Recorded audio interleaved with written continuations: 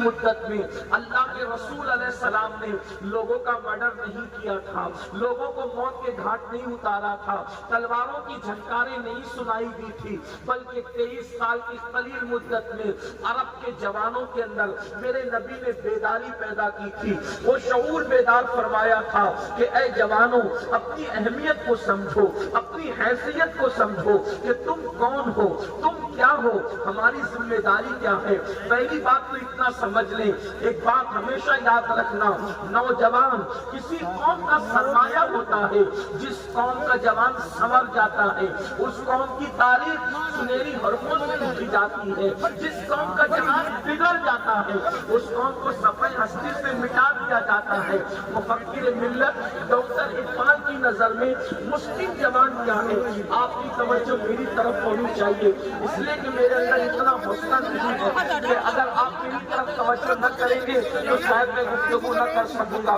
آپ توجہ میری طرف فرمائیں، بات اس طرف ہو رہی ہے۔ میرے پیارے آقا صلی اللہ علیہ وسلم کے دیوانوں اقبال کے نظریے کے مطابق ایک مسلم جوان کی حیثیت عقاب کی طرح ہوتی ہے، شہباز کی طرح ہوتی ہے، یعنی باز کی طرح ہوتی ہے، اور شاہین کی طرح ہوتی ہے، ایگل کی طرح ہوتی ہے۔ اقبال نے کہا تھا، نہیں تیرا نشیمن قصر سلطانی کے گنبد پر، نہیں تیرا نشیمن قصر سلطانی کے گنبد پر، تو شاہی ہے بسیرا کر پہاڑوں کی چٹانوں میں، عقابی روح جب بیدار ہوتی ہے جوانوں میں، نظر آتی ہے ان کو اپنی منزل آسمانوں میں۔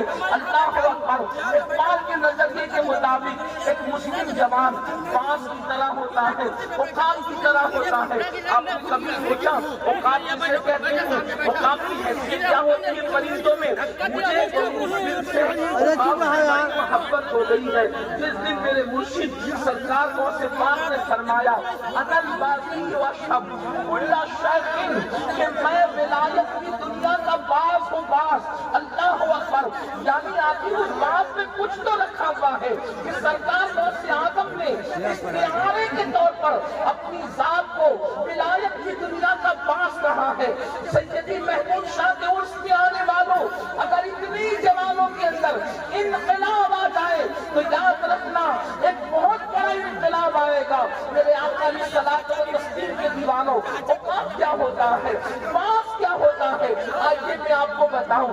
پہلی چیز یہ ہوتی ہے کہ جو باز ہوتا ہے وہ پرندوں کا سردار ہوتا ہے، جو باز ہوتا ہے وہ پرندوں کا سردار ہوتا ہے، یعنی کوئی بھی پرندہ اس کی طرح نہیں ہوتا۔ تو ایک بات پیغام دینے قوم کے جوانوں کو، میری قوم کے جوانوں، تم بھی انسانوں کی دنیا کے باز ہو باز۔ اور باز کی خصوصیت کیا ہوتی ہے کہ وہ سب سے اونچا اڑتا ہے۔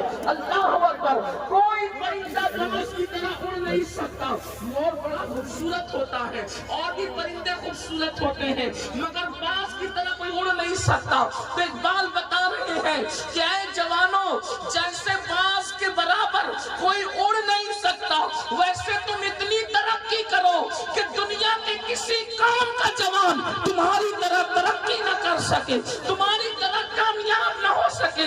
اقبال نے کہا تھا، ستاروں کے آگے جہاں اور بھی ہے ابھی عشق کے امتحان اور بھی ہے، تو شاہی ہے پرواز ہے کام تیرا، تو شاہی ہے پرواز ہے کام تیرا، تیرے سامنے آسماں اور بھی ہے۔ اللہ اکبر۔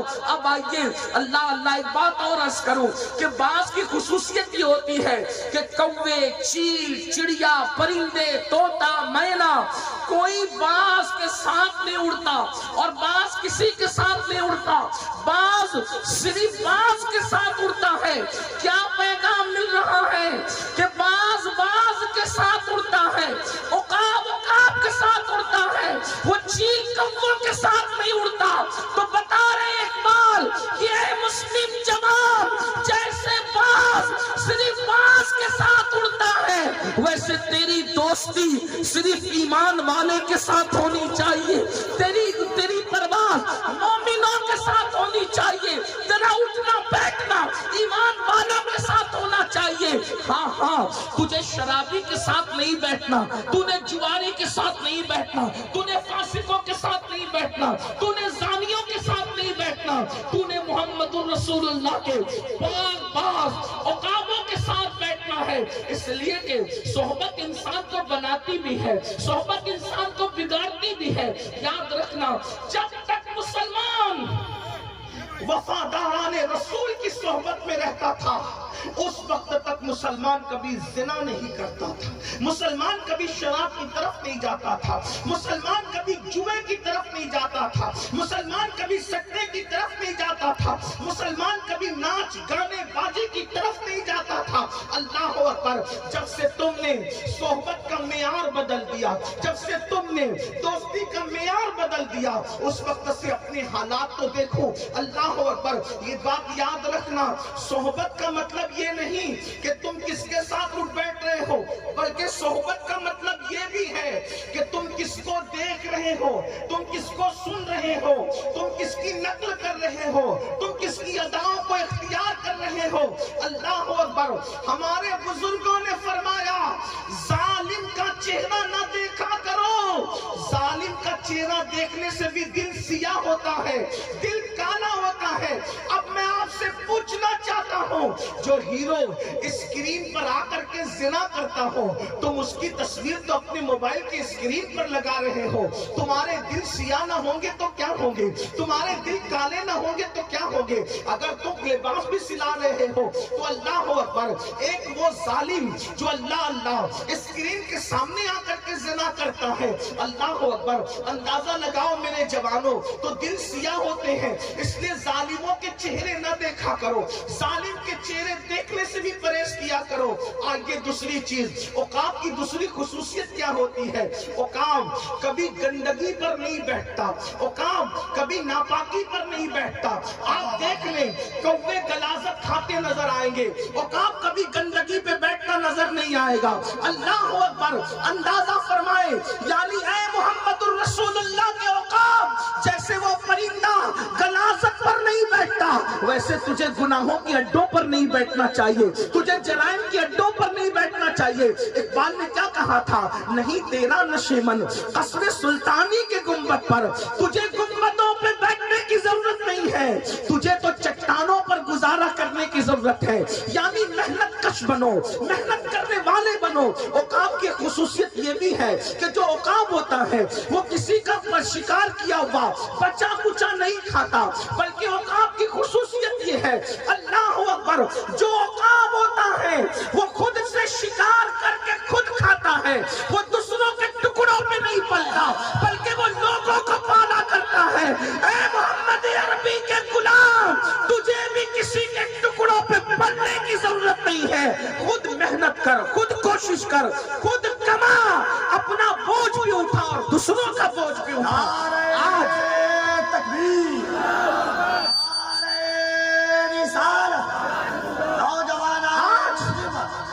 میری قوم کے جوان موبائل میں الجھ گئے، فلموں میں الجھ گئے۔ کتنے نوجوان کما رہے ہیں، محنت کر رہے ہیں، نوجوانوں کو کمانے میں شرم آتی ہے۔ ماں برتن جھاڑو کر کے کمائے، یہ نوجوان ہٹتے کٹتے پھرتے رہے، باپ بڑھاپے میں محنت مزدوری کرے، آج کل کے نوجوان چھوکرے اسی طرح پھرتے رہتے ہیں۔ یاد رکھنا، اللہ کے رسول علیہ السلام نے ارشاد فرمایا، غربت انسان کو کبھی کبھی کفر تک لے کر کے جاتی ہے۔ دنیا کا پلان ہے، دنیا بھر میں مسلمانوں کو پہلے غریب کرو اور غریب کرنے کے بعد ان کا ایمان چھین لو، ان کا عقیدہ چھین لو۔ اللہ اکبر، آج دیکھ لو پوری دنیا کے اندر مسلمان غریب سے غریب تر ہوتا جا رہا ہے، غربت تمہارا گھر دیکھ رہی ہے۔ اللہ اکبر، آج ان نوجوانوں کو میں کہنا چاہتا ہوں، محنت کرو، مالدار بنو، دولت مند بنو، اس لیے کہ غربت انسان کو کبھی کبھی کفر تک لے کر کے جاتی ہے۔ اور یاد رکھنا، اگر کفر سے بچنا ہے اور دنیا کی قوموں کے شانے سے شانہ، بازو سے بازو لگا کر کے کھڑے رہنا ہے تو مالدار بنو۔ آپ سوچتے ہوں گے، ارے یہ مولانا لوگ کب سے یہ کہنے لگے کہ مالدار بنو؟ یاد رکھنا، ہم دقیانوسی خیال کے لوگ نہیں ہیں۔ اگر کوئی یہ کہتا ہے کہ مالدار بننا کیا ہے، یہ تو مسلمان غریبوں کا مذہب ہے، مفلسوں کا مذہب ہے، جھوٹ ہے، فریب ہے، دجل ہے۔ مسلمان غریبوں کا مذہب نہیں ہے۔ اگر مسلمان غریبوں کا مذہب ہوتا تو نظام زکات اس میں کیوں ہوتا؟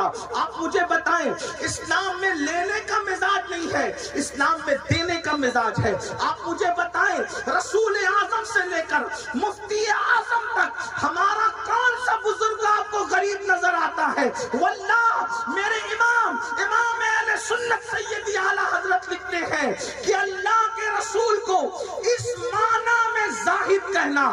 زاہد کہتے ہیں جس کے پاس کچھ نہ ہو. زاہد اس کو کہتے ہیں جس کے پاس کچھ نہ ہو. ہم اپنے نبی کو اس معنی میں زاہد کہنے کو جائز نہیں سمجھتے، اس لیے کہ واللہ ہمارے نبی اتنے مالدار تھے کہ ان سے پہلے اتنا مالدار اور ان کے بعد اتنا مالدار نہ ہوا ہے نہ ہو سکتا ہے. اس لیے کہ کوئی ایک ملک کا مالک ہوگا، کوئی دو ملک کا مالک ہوگا، لیکن میرے نبی فرماتے ہیں میرے دو وزیر آسمانوں میں ہے، میرے دو وزیر زمینوں میں ہے. وزیر کس کے ہوتے ہیں؟ فقیر اور بھکاریوں کے وزیر نہیں ہوتے، وزیر تو بادشاہوں کے ہوا کرتے ہیں. نعرہ تکبیر، نعرہ رسالت، عظمت مصطفیٰ، شان مصطفیٰ. اللہ کے رسول فرما رہے میرے دو وزیر زمین میں ہے، دو وزیر آسمان میں ہے. زمین کے جو دو وزیر ہیں، ایک کا نام ابو بکر صدیق ہے، ایک کا نام عمر ابن خطاب ہے. اور آسمان کے جو دو وزیر ہیں، ایک کو جبریل کہتے ہیں، ایک کو میکائیل کہتے ہیں. حضرت سلیمان بھی بادشاہ اور میرے نبی بھی بادشاہ. سلیمان کی حکومت صرف زمین میں ہے، میرے نبی کی حکومت زمین میں بھی ہے، آسمانوں میں بھی. نعرہ تکبیر، دونوں ہاتھوں کو اٹھا کر نعرہ تکبیر، نعرہ رسالت، عظمت مصطفیٰ، شان مصطفیٰ، رفعت مصطفیٰ. اگر کوئی ہمیں کہے کہ آسمانوں میں نبی کی حکومت ہے، اس کا ثبوت کیا ہے، تو ہم کہیں گے حکومت جہاں ہوتی ہے وہیں پر وزیر ہوا کرتے ہیں. زمین پہ حکومت ہے تو زمین پر بھی وزیر موجود ہے، آسمانوں پہ حکومت ہے تو آسمانوں پر بھی وزیر موجود ہے. میرے نبی کے یہاں سے ان بدعتی مولویوں کا رد بھی ہو گیا جو کہتے ہیں معراج میں جبریل کو دیکھنے گئے تھے. او پاگلو، بادشاہ وزیر کو دیکھے، یہ کون سی معراج ہے؟ معراج تو یہ ہے کہ بادشاہ بادشاہت دینے والے کو دیکھا. وزیر کو دیکھنا بھی کوئی معراج ہے؟ وزیر کو دیکھنا بھی آقا فرما رہے ہیں کہ جبریل میرا وزیر ہے. اور میرے امام کے لب و لہجے میں کہے تو کیا ہے؟ جبریل کون ہے؟ کہتے ہیں تیرے در کا درباں ہے جبریل اعظم. توجہ کریں، تیرے در کا درباں ہے. دربان کہتے ہیں اللہ اکبر، پہرا دینے والے کو، گھر کو چوکھٹ کے سنبھالنے والے کو. جس کے در پہ پہرا دینے والا جبریل ہو، اس کی چوکھٹ کی شان کا عالم کیا ہوگا. اور چوکھٹ اتنی بے مثال ہے تو چوکھٹ والے محمد الرسول اللہ کا عالم کیا ہوگا.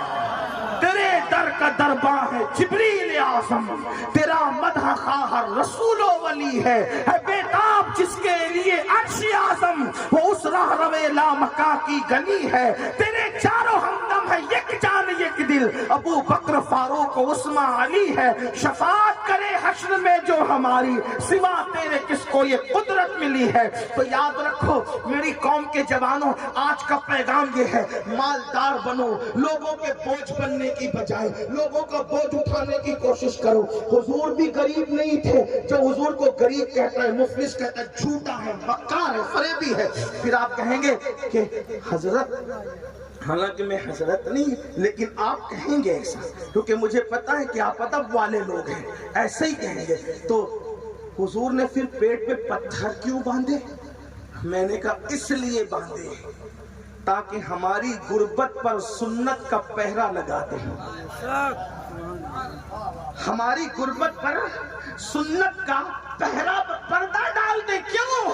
اگر کوئی آ کر کے کہے حضرت میں فاقے سے ہوں تو مجمع اس کا مذاق نہ اڑائے. حضور نے پیٹ پہ پتھر باندھ کے فاقہ کرنے کو سنت بنا دیا اور بتا دیا اگر کوئی فاقے سے نظر آئے اس کا مذاق مت اڑانا، بلکہ کہہ دینا کہ یہ نبی کی سنت پہ عمل کر رہا ہے. تو اب اگر کوئی کہے کہ میں بکری کی ران کھا کے آیا ہوں تو اس کو فرعون مت کہہ دینا، نمرود مت کہہ دینا، حامان مت کہہ دینا. بکری کی ران کھا کے، بکری کی، بلکہ ران سے اور زیادہ اچھی چیز دستانے کے. بکری کے 4 رانے ہوتی ہے کہنے کو، پچھلی کو ران کہتے ہیں، آگے کو دستانے کہتے ہیں. اور حضور کو بکری کے دستانے بہت پسند تھے. دلچسپ بات عرض کر دوں، بکری ذبح کی گئی، دستانے اکھے اکھے پکائے گئے. حضور نے فرمایا دستانہ نکال. میں حدیث کو اپنی الفاظ کے جامع میں بطور مفہوم پیش کر رہا ہوں. ہانڈی پکانے والے سے کہا دستانہ نکال. ایک دستانہ نکالا، حضور نے کھا لیا. پھر کہا دوسرا نکال، دوسرا نکالا، آقا نے کھا لیا.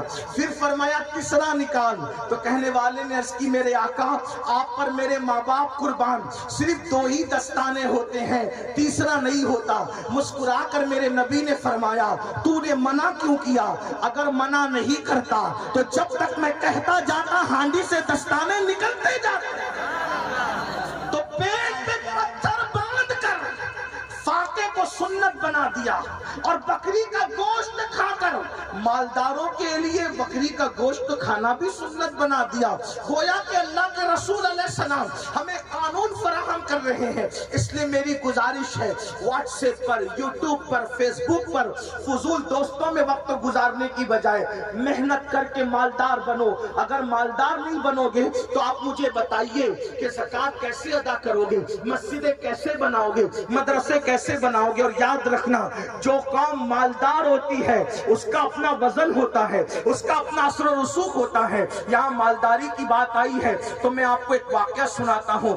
حدیث پاک کی روشنی میں غور سے سننا. یہاں بہت سے مالدار لوگ بھی موجود ہوں گے. میری گزارش ہے صرف اپنے بچوں کے کاروبار سیٹ کرنے کی کوشش مت کیجیے، بلکہ سماج میں دیکھو اگر کوئی بچے کے اندر ٹیلنٹ ہے، اگر وہ صلاحیت رکھتا ہے تجارت کرنے کی تو اس بچے کو آگے بڑھائیے. اس لیے کہ صرف اپنے بچوں کو آگے بڑھانا یہ اپنی فکر مسلمانوں کی فکر نہیں ہے. مسلمان تو سب کو لے کر چلنا چاہتا ہے. حیات لے کے چلو، کائنات لے کے چلو، چلو تو سارے زمانے کو ساتھ لے کے چلو. میرے بھائیوں آئیے ایک دوسرے کا سہارا بنیے.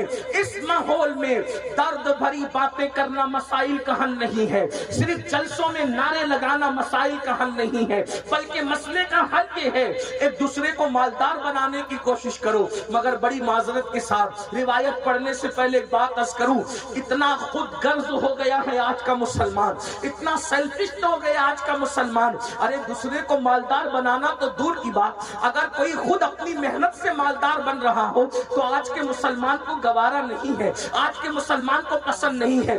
یاد رکھو کتے کی طرح خود غرض مت بنو، کتے کی طرح خود غرض مت بنو، بلکہ اللہ کے رسول علیہ السلام نے ہمیں درد مند دل رکھنے کا حکم دیا. اللہ کے رسول علیہ السلام فرماتے ہیں دنیا مردار کی طرح، دنیا مردار کی طرح ہے اور دنیا دار کتے کی طرح.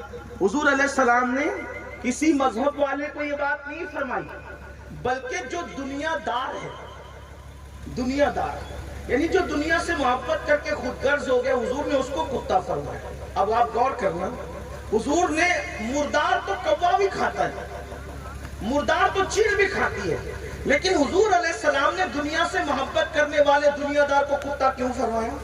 کیونکہ کوے کو اگر مردار ملتا ہے تو وہ کائیں کائیں کر کے پوری برادری کو بلاتا ہے اور پوری برادری کے ساتھ مردار کھاتا ہے. چیل کو اگر مردار ملتا ہے وہ بھی کھاتی ہے، اس کے ساتھ کوے بھی کھائیں، دوسرے جانور کھائیں، اس کو اعتراض نہیں ہوتا. لیکن کتا اتنا خود غرض اور حریص ہوتا ہے کہ جب اس کو مردار مل جائے تو اس کی ماں بھی اگر مردار کھانے میں شامل ہو تو وہ اپنی ماں کو بھی بھونک بھونک کر کے بھگا دیتا ہے. اس کا بھائی بھی اگر کھانے میں شامل ہو تو بھائی کو بھی بھونک بھونک کر بھگا دیتا ہے.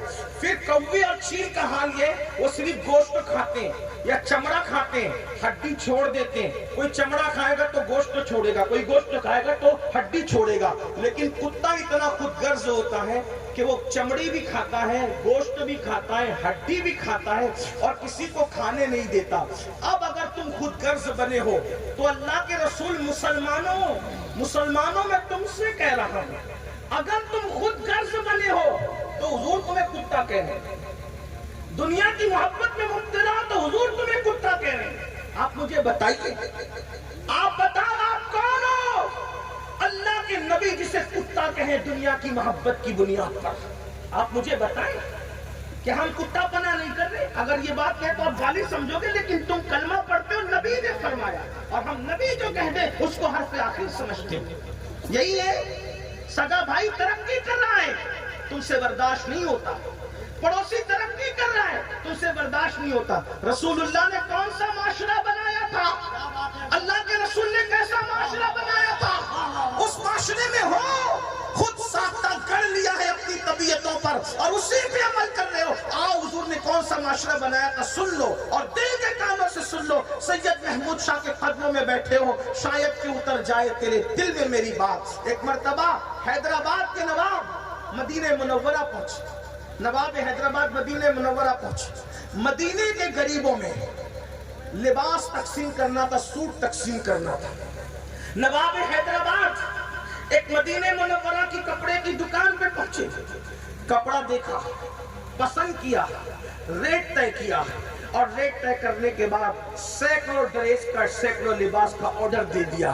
तो उस मदीने मुनव्वरा के उस ताजिर ने हैदराबाद के नवाब से कहा, नवाब साहब, वो जो मेरे सामने की दुकान है, यही क्वालिटी, यही कीमत, इतना ही कपड़ा आपको सामने की दुकान में मिल जाएगा, मेरे यहाँ से मत खरीदिए, वहां से खरीदिए। नवाब हैदराबाद ने कहा, मेरे भाई, पसंद तेरी दुकान का आया, कीमत तेरी दुकान की पसंद आई, तू वहां क्यों भेज रहा है? उस मुसलमान ने कहा, नवाब साहब, बात ऐसी है कि सुबह से लेके अब तक मेरा इतना धंधा हो चुका है कि मेरे बच्चे चैन से आज का दिन गुजार सकते हैं।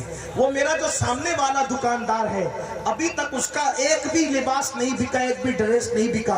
इसलिए एक काम कीजिए, रिस्क का देने वाला तो अल्लाह है, नबी ने हमें यही सिखाया है। वो खाली हाथ जाएगा तो उसके बच्चों पे क्या गुजरेगी? तो जाइए उसकी दुकान से खरीद लीजिए, ताकि मेरे उस मुसलमान भाई की भी बिक्री हो जाए। ये फिक्र है आपके अंदर, ये फिक्र है, हमारे अंदर ये फिक्र है। बड़ी माजरत के साथ मेरे भाई, आज ताजिर तो ताजिर, बहुत से दीनदारों को भी ये बर्दाश्त नहीं होता कि आप किसी और के पास जाए। आप बताएं, हम दीनदार के चोले में कितने बड़े दुनियादार हैं। वो ताजिर होके कह रहा है कि उसका धंधा नहीं, वहां चले जाए। तो मेरा भी तो फर्ज बनता है कि अगर किसी खतीब को लोग नहीं बुलाते और मुझे बुलाते तो मैं कहूँ, यार मेरे पास तो बहुत तारीख है, जरा मेरे उस भाई को भी बुलाकर उससे भी जिक्र मुस्तफा सुना। शमीम फैजी साहब की जिम्मेदारी है कि मेरे पास प्रोग्राम बहुत है, मेरे उस शायर को भी बुलाकर जरा उससे नाते मुस्तफा सुनना। मेरे भाई कफील अंबर जो हर दिन मसरूफ रहते हैं, उनकी भी जिम्मेदारी है कि मेरे पास तो निकाबत के हवाले से बहुत से प्रोग्राम आ चुके हैं, जरा उस मेरे भाई जो नकीब है उसके पास चले जाओ। अगर हम एक दूसरे को उठाते रहे तो बताओ, याद रखना, तुम लोगों को अपनी हैसियत के मुताबिक उठाओगे। तवज्जो करना, तुम लोगों को अपनी हैसियत के मुताबिक उठाओगे, अल्लाह तुम्हें अपनी शान के मुताबिक उठाएगा।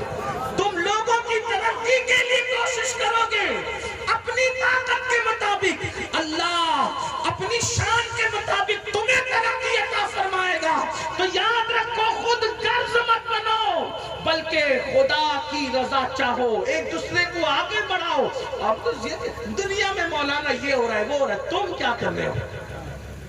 दूसरे लोग तो आपकी बस्ती को जला रहे, वो घरों को जला रहे, तुम तो दिलों को जला रहे हो।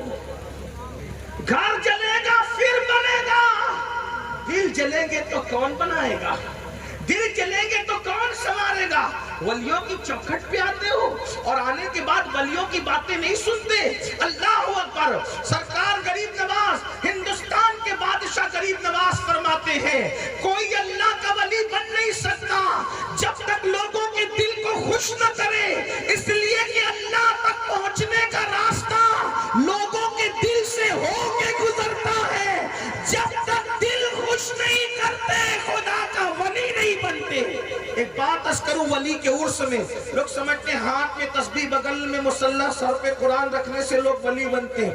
ایک بات کہوں قرآن سے کہوں, اللہ کے اگر بندے اللہ کے بندے اگر پیور ہو جائے تو انسان سو کر بھی ولی بنے. توجہ ہے آپ کی, آپ نے توجہ نہیں کی, آپ توجہ کریں. عبادت کر کے نہیں, اگر کوئی اللہ کا پیور بندہ سچا بندہ بن جائے نا تو وہ سو کر بھی ولی بنے. سو کر. قرآن سے دلیل دیتا ہوں. اصحاب کہف غار میں جا کر عبادت کر رہے تھے یا سو گئے؟ آپ مجھے بتائیں. ان کی عبادت کا ذکر قرآن میں نہیں ہے, ان کے سونے کا ذکر قرآن میں ہے. تو پتہ چلا اگر ریاکار بنے گا ہزاروں سال عبادت کر کے بھی دھتکارا جائے گا, اور اللہ کا پیور بندہ بنے گا تو سونے میں بھی ولایت نصیب ہو جائے گا. سو کر بھی ولایت نصیب, سو کر بھی ولایت مل سکتی ہے. آپ انداز, بس اللہ کا بندہ بننے کی ضرورت. ہم سب بنے اللہ کے بندے بنے, کتنے خود درد. اب اس کا مطلب یہ نہیں معاذ اللہ کہ آپ فرض نماز چھوڑ دیں, اس پہ دلیل نہ بنائیں. میں نے ایک مثال دی آپ کے سامنے کہ اگر, اور اللہ کا پیور بندہ تو وہی ہو گیا جو فرائض ادا کرے گا, وہ فرائض سے کوتاہی نہیں کرے گا, لیکن بات کہنے کی ہوتی ہے. تو میں وہ جو روایت پڑھنے چلا تھا ذرا اس کو سن لیں. ایک دوسرے کو اٹھاؤ. ملک کے حالات کہیں بھی جا رہے ہو, دیکھو دوسروں کو کوسنے سے کام نہیں چلے گا. ہمیں کیا کرنا ہے وہ پلان کرو. اپنے بھائیوں کو آگے بڑھاؤ, رشتہ داروں کو آگے بڑھاؤ, احباب کو آگے بڑھاؤ. ایک نوجوان اللہ کے رسول کے پاس آتا ہے. بس یہ ایک بات, اس کے علاوہ ایک اور بات, دو بات کر کے بات ختم. یہ ایک بات کروں گا, اس کے علاوہ ایک بات اور کروں گا عرس کی مناسبت سے, اور بات ختم کر دوں گا. اس لیے کہ کافی تاخیر بھی ہوئی, موسم بھی سردی کا ہے, مجھے بھی سفر کرنا ہے. توجہ ہے آپ کی, عرض کر سکتا ہوں, غور سے سن لیں. ایک جوان اللہ کے رسول کے پاس آیا, حدیث پاک کے مفہوم کو اپنے الفاظ کے جامع میں پیش کر رہا ہوں. جوان اللہ کے رسول کے پاس آیا. آنے کے بعد اس نے کہا یا رسول اللہ میں بھوکا ہوں, میرے بچے بھوکے ہیں. پھٹے پرانے کپڑے تھے, چہرے کا رنگ پیلا تھا, رنگ بدل گیا تھا, آنکھ میں سونا سونا پن تھا, اور حضور کی عادت تھی جو بھی مانگنے کے لیے آیا حضور نے کبھی نہ نہیں کہا. حضور کبھی کسی کو نہ نہیں کہتے تھے, لیکن اللہ کے رسول جہاں معجزات دکھانے آئے تھے وہی نظام حیات بھی دینے آئے تھے. وہ جوان آگے کہتا ہے حضور میں بھوکا ہوں, میرے بچے بھوکے ہیں, پریشان آ رہا, حضور مجھے کچھ عطا کریں. آقا نے اس کو بھی نہ نہیں کہا, لیکن اس سے فرمایا اے جوان کیا تیرے پاس کچھ ہے, تیرے پاس کچھ ہے, گھر میں کچھ ہے؟ حضور کچھ نہیں ہے, ایک کٹورا ہے میرے پاس, لکڑی کا کٹورا. آقا علیہ السلام نے فرمایا وہ لکڑی کا کٹورا میرے پاس لا. وہ کٹورا لے کر کے آئے. حضور نے اپنے خوبصورت گورے گورے ہاتھوں میں وہ کٹورا لیا, اور لینے کے بعد اعلان کیا کون اس کو خریدے گا. اب اللہ کے رسول کے ہاتھ میں جب وہ کٹورا آ جائے, توجہ فرمانا, جو رسول اللہ کا تبرک ہوتا ہے, جو پنجتن پاک کا تبرک ہوتا ہے, جو اللہ والوں کا تبرک ہوتا ہے, تبرکات ہوتی وہ ہیں کہ اس کی طرح کچھ نہیں ہوتا. جب تک لکڑی کا کٹورا گھر میں تھا, صرف لکڑی کا کٹورا تھا, ایک بار میرے رسول کے ہاتھ میں کیا گیا, اب وہ لکڑی کا کٹورا نہ رہا, وہ تو رشک جنت بن گیا نا. اور پھر مجمع صحابہ کا تھا, صحابہ نے بڑی بڑی قیمت لگائی, بالآخر ایک صحابہ نے بڑی قیمت دے کے خرید لیا. اللہ کے رسول نے وہ کٹورے کی قیمت لی اور اس نوجوان سے کہا دیکھ, مانگنے میں خیر نہیں ہے, محنت میں برکت, محنت میں برکت, مانگ مت. اسلام میں دینے کی ترغیب ہے, مانگنے کا ذکر کہیں نہیں. جب تک تم دیتے رہے غالب رہے. جب سے مانگنے لگے ہو نا, مانگ رہے ہو, جہیز کے نام پہ مانگ رہے ہو, کس کس چیز کے نام پہ مانگ رہے ہو. حالات دیکھیے, مانگ رہے ہیں مسلمان. اب تو حالات اس قدر ابتر ہو گئے کہ امام حسین کی سبیل کے لیے بھی میری قوم چندہ کرتی ہے. سوچئے, جو قوم امام حسین کے شربت کے لیے بھی چندہ کرے وہ قوم کتنی چندے کی عادی ہوگی. سوچئے, غور کیجئے, جس نے خون دیا, خون کہیں سے مانگ کے نہیں دیا، اپنا خون بہایا. اس کے لیے ہم اپنے گھر سے بھی سبیل نہیں بنا پا رہے ہیں، چندہ کرنا چاہتے ہیں. جبکہ ایک ایک مسلمان ایسا ہے واللہ کہ اگر خود وہ یہ طے کر لے کہ میں نے شربت پلانا امام حسین کے نام پہ تو 365 دن کم پڑ جائیں گے، سنیوں کی سبیل زیادہ ہو جائے گی. لیکن مزاج بن گیا نا چندے کا، مزاج بنے چندے کا. چاہتے ہیں کہ کوئی کام چندے کے بغیر نہ کرے، جلسہ کرے تو چندہ کرے، سبیل بنائے تو چندہ کرے، امام حسین کے نام پہ کھچڑا بنائے تو چندہ کرے. اتنے عادی ہو گئے وہ چندے، یعنی لاشعوری طور پر تمہیں کہیں نہ کہیں ماننے کا عادی بنایا جا رہا ہے. میری قوم کے جوانوں، اللہ کے رسول نے پوری ظاہری حیات میں صرف ایک مرتبہ اعلان کیا تھا، بس ایک بار، جنگ تبوک کے موقع پہ، کہ کون لا کر اللہ کی راہ میں دیتا ہے. اس کے علاوہ حضور کا اس طرح سے اعلان آپ کو پھر پوری زندگی کے اندر نظر نہیں آئے گا. مسلمانوں کہاں ہو، بلکہ میں تو آپ کو ایک مشورہ دیتا ہوں، مسجد 6 مہینے کے بعد بناؤ. مسجد بنانے سے پہلے مسجد کی آمدنی کے لیے کوئی عمارت بناؤ، تاکہ کچھ مسجدیں ہماری ایسی ہو جو بغیر چندے کے چلے. مدرسہ 5 سال کے بعد بناؤ، مدرسے سے پہلے کوئی ایسی عمارت آمدنی کی اس کی بنا دو تاکہ کچھ مدارس بغیر چندے کے چلے. میرے آقا علیہ السلام کے پیارے دیوانوں، ہم چندے، آپ لاشعوری طور پہ عادی ہو رہے ہو، مانگنے کے عادی. اسلام دینے کا مذہب ہے، مانگنے کا مذہب نہیں. آقا نے فرمایا اوپر والا ہاتھ بہتر ہے نیچے والے ہاتھ سے. آپ دیکھ لو سرکار غریب نواز کی چوکھٹ پہ آپ کو اکبر نظر آئے گا، غوری نظر آئے گا، تغلق نظر آئے گا، خلجی نظر آئے گا. غریب نواز کسی بادشاہ کی چوکھٹ پر نظر نہیں آئے گا. آپ دیکھ لو ولیوں کے ماننے والے سنیوں، یہ تم نے بدعتیوں سے سیکھا ہے مالداروں کی گداگری، ورنہ ہمارے اولیاء تو وہ ہیں. واللہ حضرت محبوب الہی نے خانقاہ کے 2 دروازے بنائے تھے. بادشاہ کہتا تھا ملنے آنا ہے، ملنے آنا ہے، ملنے آنا ہے. محبوب الہی فرماتے تھے ہمیں بادشاہوں سے کیا کام، جو بادشاہ حقیقی سے 5 وقت ملتے ہو وہ دنیا کے بادشاہ سے کیوں ملے. ہم تم سے نہیں ملتے کیونکہ ہم تم سے ملنے کے آداب نہیں جانتے، اور ہم تمہیں اس لیے خانقاہ میں نہیں بلاتے کہ ہم تمہاری مہمانی کے آداب نہیں جانتے. اگر بادشاہ ایک دروازے سے آئے گا تو خانقاہ کے 2 دروازے اس لیے بنائے ہیں، ایک سے وہ آئے گا، دوسرے سے ہم چلے جائیں.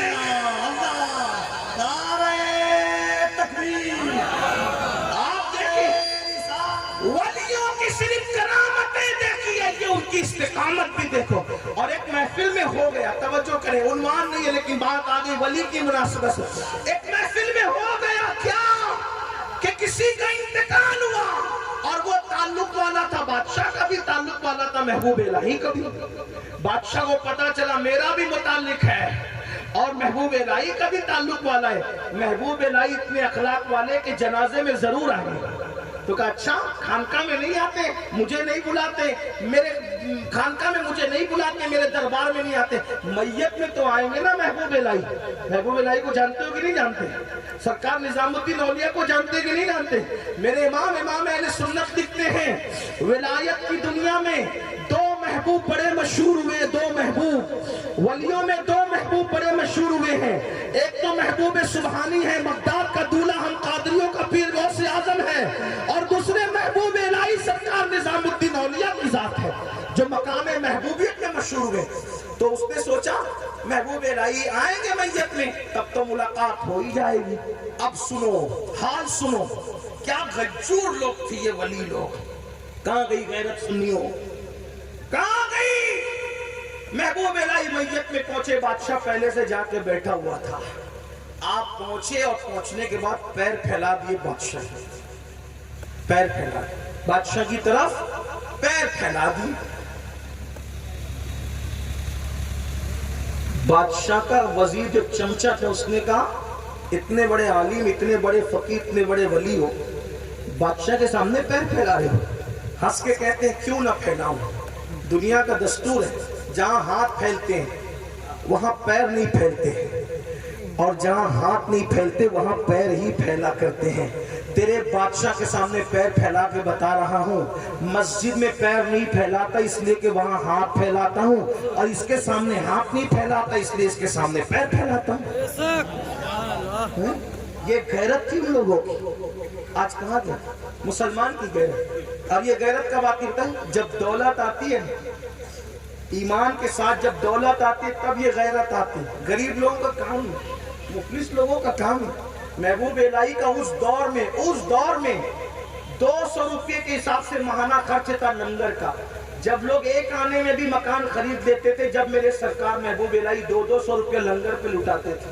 ایک دن بادشاہ نے کہا یہ نظام الدین ہمارے ماننے والے سپاہیوں کے چندے پہ لنگر کرتا ہے اور لوگوں کے دل جیتتا ہے، خبردار کوئی سپاہی نظام الدین کی خانقاہ میں نہیں جائے گا اور کوئی اس کو نذرانہ نہیں دے گا۔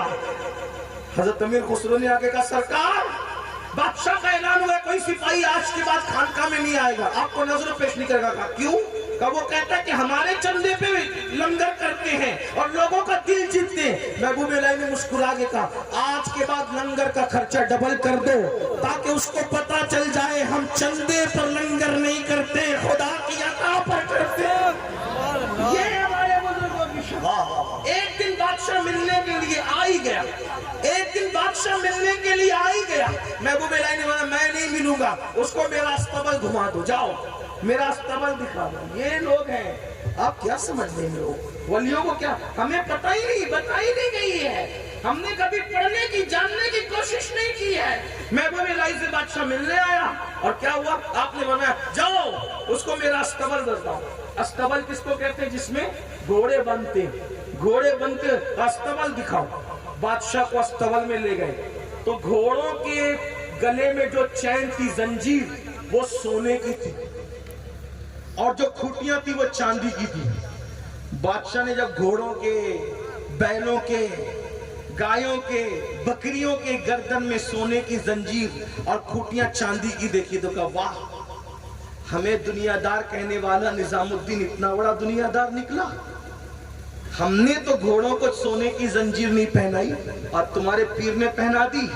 کوئی دوڑتا ہوا مرید گیا، کہا سرکار آپ کو ایسا بول رہے، کہا اس کو جا کے جواب دے یہی تو فرق ہے تجھ میں اور مجھ میں کہ تو نے اس سونے کو دل میں جگہ دی ہے اور میں نے اس سونے کو جس کا وہ حقدار تھا وہاں جگہ دی ہے۔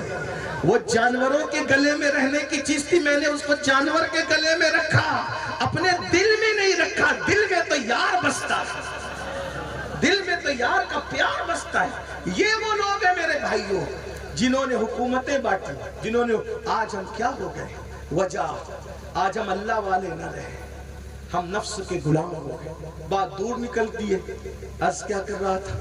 وہ جوان حضور کے پاس آئے، حضور نے اس کا کٹورا لیا، کٹورا نیلام کیا اور کٹورا نیلام کرنے کے بعد فرمایا مانگنا نہیں چاہیے، محنت میں برکت ہے۔ بول کیا کرنا جانتا ہے؟ حضور مجھے کچھ نہیں آتا، صرف لکڑیاں کاٹنا جانتا۔ آقا نے فرمایا جاؤ کڑہاڑی لے کر آؤ۔ وہ کڑہاڑی لانے گئے، حضور نے وہ ڈنڈا تیار کر کے رکھا اور کڑہاڑی میں لگایا اور فرمایا یہ لو جاؤ محنت سے لکڑی کاٹو پیسہ کماؤ۔ وہ روزانہ لکڑی کاٹتے پیسہ کماتے، لکڑی کاٹتے پیسہ کماتے۔ جو مانگنے آیا تھا کچھ دنوں کے بعد وہ نذرانہ لے کر آیا، چہرے کا رنگ بدل گیا، جو پیلا رنگ تھا وہ سرخ ہو گیا، آنکھیں خالی تھے آنکھیں بھر گئی، اللہ اکبر، پریشانی دور ہو گئی، پھٹے پرانے کپڑے اچھے کپڑوں میں تبدیل ہو گئے۔ پتہ ہے میرے آقا کے پاس آئے، حضور یہ نظر لے کر آئے۔ سرکار نے نظر تو ہاتھ میں نہیں لی، فرمایا اس کو پہچانتے ہو؟ صحابہ نے کہا جی حضور اس کو جانتے ہیں، یہ وہی ہے نا جو کٹورا بیچ کر کے اس کو کڑھاڑی دی گئی تھی۔ ہاں آقا نے فرمایا۔ پھر اس کے بعد میرے آقا علیہ السلام نے فرمایا اللہ تجھے مزید برکت دے، یہ نذرانہ لے کر جا، اپنی اولاد پر اپنے بچوں پہ خرچ کر، محنت میں برکت ہے۔ اور اس کا ہاتھ جب حضور نے دیکھا، پہلے اس کا ہاتھ نرم تھا اس جوان کا، لیکن چند دنوں کے بعد لکڑی کاٹتے کاٹتے اس کا ہاتھ سخت ہو گیا، ہاتھ میں چھالے آ گئے۔ حضور نے اس جوان کا ہاتھ لیا اور ہاتھ اب اس کا سخت ہو گیا تھا۔ آقا علیہ السلام نے ہاتھ لیا اور ہاتھ لے کر کے چوم لیا اور فرمایا جو ہاتھ حلال کماتے کماتے، جو ہاتھ حلال کماتے کماتے سخت ہو جاتے ہیں، اللہ ان ہاتھوں پر جہنم کی آگ کو حرام فرما دیتا۔ کاروبار کرنے میں شرم محسوس مت کرو، کمانے میں شرم محسوس مت کرو، مالدار بنو، لوگوں کے ساتھ جینا ہے۔ اور آخری بات، ولیوں کے آستانے پر جاؤ نا، ادب سے جاؤ۔ ولیوں کے آستانے پہ جاؤ تو ادب سے جاؤ، جتنا ادب کرو گے اتنا ملے گا، یاد رکھنا۔ بہت سی چیزیں ایسی ہوتی ہیں جو فرض و واجب نہیں ہوتی، صرف آپ کے دل پر وہ ہوتی ہے۔ جیسے مثال کے طور پر ہم لوگوں کو یہ بتایا گیا بچپنے سے، جہاں ولی کا آستانہ ہو بیٹے وہاں کبھی پیر لٹکا کے نہیں بیٹھنا، توجہ کرنا۔ تو مانگنے سے جو نہیں ملتا ولیوں کے یہاں ادب کرنے سے ملتا ہے۔ اب لوگ ولیوں کے آستانے پہ جاتے ہیں، وہاں پر کیا ہوتا ہے؟ ہول اپاڑ کرتے ہیں، مستی مذاق کرتے ہیں۔ آپ کے یو پی میں کیا ماحول ہے مجھے نہیں پتا، عرس کے ماحول کو لے کر میں ہندوستان بھر میں دیکھ رہا ہوں کہ جب عرس ہوتا ہے ایک دن آپ علماء کی تقریر کراتے ہو اور ایک دن قوال اور قوالن کا مقابلہ کراتے ہو۔ اب بتائیں آپ کتنی بری بات۔ دیکھو یہاں نہیں ہوتا ہے لیکن یو پی میں ہوتا ہے، ہاں مجھے سب پتا ہے، اور نہیں ہوتا تو اچھا ہے، بہت اچھا ہے۔ دیکھو جو خانقاہی محفل سما ہے، توجہ کرنا، جو خانقاہی محفل سما ہے ہم اس کو حرام نہیں کہتے، بلکہ خانقاہی محفل سما کو تو ہم روح کی غذا کہتے ہیں۔ جو ہمارے غریب نواز نے کیا، محبوب الہی نے کیا، ہمارے مخدوم صاحب نے کیا، بلکہ ہمارے مخدوم صاحب کا قول تو اتنا سخت ہے اگر پڑھ دوں تو کچھ لوگوں کو ہضم نہیں ہوگا، تو میں ایسی بات نہیں کرنا چاہتا کہ ہضم نہ ہو۔ اگر آپ کا ذوق ہے، آپ کو اگر ذوق ہے تو لطائف اشرفی اٹھا کر کے پڑھیں تو آپ کو سمجھ میں آئے گا۔ ہمارے بزرگ قطب الاقطاب غریب نواز کے جانشین سرکار بختیار کاکی کا وصال محفل سما میں ہوا۔ مولانا احمد جان کا شعر پڑھا جا رہا تھا، کشتگان خنجر تسلیم را ہر زمان از غیب جانے دیگر است، اسی پر آپ کی روح پرواز کر گئی۔ تو محفل سما جو خانقاہی ہے ہم اس پر کوئی بات نہیں کرتے۔ یہ جو بازاری قوالی ہے، قوال اور قوالن کا مقابلہ، یہ نہ خانقاہی لوگ جائز کہتے ہیں نہ درسگاہی لوگ جائز کہتے ہیں۔ اب بتاؤ اس طرح کا عرس کرو گے، ادھر میک اپ کر کے قوالن بیٹھے گی، ادھر قوال بیٹھے گا میک اپ کر کے، اور اس کے بعد مقابلہ ہوگا، فحش اشعار پڑھے جائیں گے، اور کوئی دیوبندی وہابی کو لا کر کے کوئی مولوی بتائے گا دیکھو یہ سنیت ہے، تو بتاؤ اس سنیت کو کوئی قبول کرے گا؟ اپنے مسلک کو کون بدنام کر رہا ہے؟ تم سنی خود بدنام کر رہے ہو، اور یہ ولی لوگ تم پہ لعنت کریں گے کہ میرے آستانے پہ پوری زندگی میں نے شریعت پہ گزاری، تو قوال اور قوالن کو یہاں لا کے بٹھا دیا، جنہوں نے کبھی عورت کا منہ نہیں دیکھا، نامحرم عورتوں کو نہیں دیکھا۔ آپ کیا کرتے ہو؟ تو عرس مناؤ، شرعی طور پہ مناؤ، اور سما کا پھر کہہ